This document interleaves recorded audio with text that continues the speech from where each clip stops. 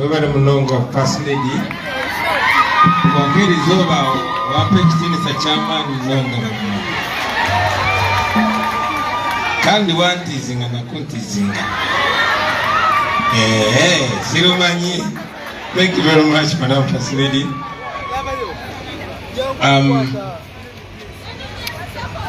Deputy President, Western Uganda, Madam John Mugisha, Deputy President, Northern Uganda, Dr. Lena Zedriga, the Right Honorable Leader of our Parliamentary Front, Joel Senyonyi, together with all members of Parliament, especially the women members of Parliament, our Secretary General and the entire leadership of our Secretariat, Comrade Mubiandi, our Mobilization Secretary, and the entire mobilization team, leaders at all levels, foot soldiers, the journalists, members, ladies and gentlemen, I salute you today.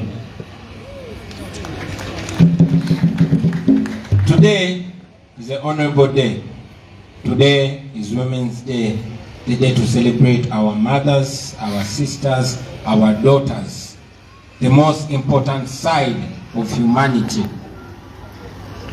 I want to appreciate all of you women for turning up in large numbers. And yes, Comrade Sarah talked about it, that it's not so easy to even associate with us. As you know, they are trying as much as possible to make it abominable to be a freedom fighter or to stand for what is right. Thank you very much for being bold, for being confident, for turning up and standing with us. We don't take that for granted. We are celebrating Women's Day belatedly, 20 days later. But again, like Madam First Lady mentioned, there's always a spice when women are involved. We are thankful to the Almighty God that we are here today. We as NUP, we believe in women power. We believe in their ability. We believe not only in inclusiveness, but in equal presence. And indeed, it is our thought and firm belief that women should be represented to the level of 50% in every aspect of our party. Yes, because of a bad. Men are either the left or right, and women are either the right or left. So when one wing is broken or not as strong as the other, the bird is not going to fly perfectly. So we strongly believe that women should be represented, and indeed we are mounting an idea to have women leaders from at district levels to be direct representatives in the delegates conference. I don't have so much to say to the women today other than appreciate them, and also to speak to them on my behalf and on behalf of our entire party and the struggle that we are leading, that you are such a force. The first picture that we have on our wall, the hero Thomas Sankara taught us so many years ago that a revolution without women is dead at birth. And that's very true. Every man you see here probably wouldn't be on time or wouldn't be as confident if they were not being backed by a woman. And the gentlemen, you'll agree with me, when you're growing up, you know, before you get a girlfriend, you're not as smart as you are after you get a girlfriend. And you're always punctual, you're always more responsible because you're trying to impress a woman. That is how important you are. But still again, you, the women, take the biggest part of the task in the work that we do. And when it's time to suffer, you even suffer much more than the men. So this should speak to you how important you are. We hold you in very high regard. And we don't only believe in, affirmative action in respect for women as something political. We believe in it from the depths of our hearts. And even when we are fronting women, we want to front the best that there is. We don't want to be like Museveni, only picking out fudge of the women. In our government, as the National Unity Platform, we will pick women of value and valor. We will not pick thieves or jokers. And it's at this juncture that I want to add my voice to all the people that have spoken. To you, the women, while we hold you in very high regard, please represent the women folk in the best way they should be represented. Don't be thieves. Please don't be like Anita Mong. Don't be like Nabanja. Don't be like Nanutu.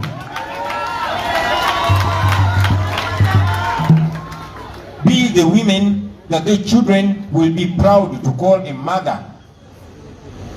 Be a woman that your husband will be proud to call a wife. Be a woman that the nation will be proud of. Finally, ladies and gentlemen, I want again to give my firm confidence to the women. We believe in you, especially you, the women leaders. Have confidence to take on leadership. Challenge for these positions of leadership at every level. Challenge even the men. We shall stand by you. Mwesimbewo mujja kuwangula wadde muvuganya n'abasajja. Okulumalumamu ebigambo byange mu Luganda bassebo ne bannyabo nsanyuse nnyo okuba wano olunaku lwa leero nga tujaguza olunaku lw'abamaama baffe bannyinaffe bawala baffe. Tubenyumirizaamu nnyo abakyala, tubaagala nnyo, tubawanya ekitiibwa. Mwebale ku baana abavumu na buvumu bujja kutwegatako ku lunaku nga luno.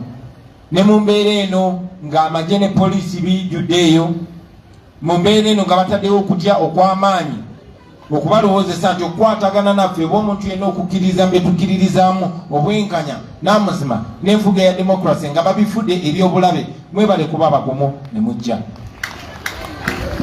Tukimanyi nti abakyala muli bagumu. Era ne Maama Winnie Mandela yatugamba nti strike a rock. Bw'okuba ku mukazi abasajja osobola okutukba ne tugonda, naye okuba ku mukazi obanga akubye ku lwazi. Era ne Sankara n'atusomesa nti struggle yonna oba revolution yonna bwe bulamu abakyala efiira mu kuzaalibwa kwayo. So abakyala muli b'amaanyi nnyo, mwe musinga okubeera symbol of resistance. Naye ate n'ekitiibwa kyammwe kyaviira ddala wa Katonda. Tekyewuunyisa nti waliwo ba political prisoner bangi, naye icon w'aba political prisoner ye Olivia Lutaaya. Kuba yina ekitiibwa ekyenjawulo ng'omukyala. Njagala okubasaba abakyala baffe, bwe muba era ne Fasility yakyogeddeko, bwe muba nga muli bakulembeze ku level yonna yonna, temubeera nga bali. Ffe tukkiririza mu bakyala, naye era byongero kikakasa nti mu gavumenti yaffe eya NUP nga tumaze okugoba Museveni tetujja kulonda faaji mbu kubanga twagala bakyala. Tetujja kubanga Museveni, tujja kulondamu abakyala ab'omulamwa. Era nammwe mbasaba mubeere ba mulamwa, naddala mmwe ba MP, nammwe abali mu bifo by'obukulembeze. Temubeera nga Anita Mongo, temubeera nga Nabbanja, temubeera nga Nandutu, temubeera babbi, temubeera balyake. Wabawo okunyigiriza omukyala yenna yenna, mwogere mubeere faamu, temubeera nga Wangadya. Mubeere faamu, mukigirire kye mukkiririzaamu bassebo ne bannyabo. Mukigire kye mukkiririzaamu, abaana bamwe basobole obbeenyumirizaamu. Agamba oyo maama wange, omwami we agamba oyo mukyala wange, nga taliimu na kuswala. Abakyala ekitiibwa kyabaweebwa Katonda n'obugumu ne bubaweebwa, naye ate ebiseera ebisinga mwe musinga n'okubonaabona mu mbeera eno, mwe musinga okubonaabona nga waliwo okunyigirizibwa. So twagala mumanye tubaagala nnyo, twagala mumanye tubeenyumirizaamu, naye okusingirira ddala tubalinamu essuubi lingi nnyo nnyo nnyo nnyo nnyo. Finally, and this goes not only to the people here but to the entire nation and the world, you all saw how shameless General Museveni is. While the world is shocked with the glaring corruption in parliament, with the theft of taxpayers' money by Anita Mong and those under her, Museveni came out to praise her. That is the man that always pretends to be fighting corruption. But we all came to realize that indeed Museveni is abetting corruption. Mwalabi Museveni we yavuddeyo nga ensi yonna emaze okwanika nitamongo ku biliyoni ne biliyoni z'omusolo zabba. Museveni yavuddeyo n'agamba munviire kwa mongo wange. Ekyo njagala kibalage nti ate tubadde nga tukyogerako muzikize n'olwaleero nkyogereko nti omuli w'enguzi nnamba emu yaani ye Museveni. Abalala si bakozi be. Ekyo kibalage wawe tuli ne lwaki tulina okulwana okumuggyako. And finally, still you also a gentleman that came pretending to be a foot soldier of People Power and NUP that was paraded by Balaam, and he pretended to be speaking for us. We are not begging for our freedom because it is our constitutional right. All the people that have been killed, they were killed innocently and they must get justice. All our comrades that are in prison, they are not criminals, they are innocent. And we've been demanding for their freedom. We continue to demand for their freedom. We want freedom for Olivia Lutaya. We want freedom for Machete. Freedom for Kalanzi. Freedom for Mudi Nsanya. We want freedom for all political prisoners. We are not begging Museveni because they are not criminals. They are innocent people. So, to you, Mr. Balaam, and all those sycophants of Museveni, Museveni is not God. Museveni is not the law. Museveni is also supposed to be under the law. We don't beg for our rights. We demand for our rights because they are given to us by God and confirmed by the Constitution. Mamulabi omusajja gwe badye Masaka n'ayambala pellets zaffe najja yefudde mbu atwogerera mbu yeegayirira Museveni ate baganda baffe be yakwata olw'okuba tebamuwagira. Tetukusaba mwami Museveni kututta, olina okutta baganda baffe kubanga tewali musango. Ate tokomawo tolina kuddamu okukwata abantu nga tebalina musango. This is the reason why we petitioned all legal platforms in the world, including the International Criminal Court. And yes, Museveni is feeling the pressure. And we know our people are going to be released because Museveni has his feet on fire.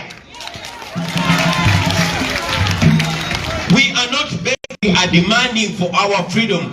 Tetusabambu mutuyambo tebaganda bafe ta bana Uganda abo bewakwata bosibye ebbanga erisuka emyaka nga tebalina musango.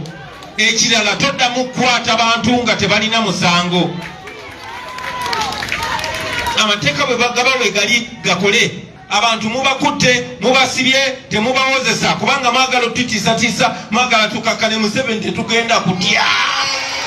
Tetugenda kutya, tetukuwagira, ate ogwo si musango kuba nti tukuwagira. Twagala enkyukakyuka. N'olw'ensonga eyo, mwami Museveni twamutwala mu makooti ag'ensi yonna olw'ebyo ebikolobero byakola. Era ng'ekimu ku bikolobero kwe kukwata bannansi abatalina musango kubanga tebamuwagidde, n'agamba nti abatadde mu kkomera n'abagulako ebisangosango eby'ekigwagwa. I saw a man putting on a beret, and this is the beret that they say is a military uniform. I wonder why they've not arrested me. I wear this every day. Okutte bana Uganda obasibye makomera nti bazise omusango okwambala enkofiira bweti. Ate oleese omugwagwa ayimiridde mu maaso go ng'ayambadde enkofiira bweti kubanga oyagala okukola. Mwami Museveni alina okumanya nti eno generation ndala nnyo gy'adiringa nayo. So we want freedom for all political prisoners. We want freedom for Olivia Lutaya, and we want it now. We want freedom for all political prisoners, and we want it now. We are not going to beg you, Museveni, or whoever you work with. We want our freedom now. I want to salute our sisters, our daughters, our mothers on this celebration of the International Women's Day. Mwebale nnyo kutuweesa kitiibwa. Maliriza era nga mbakyalenjinga timutekinge ono obukulembeze. What a man do, a woman can do, and sometimes even better. So,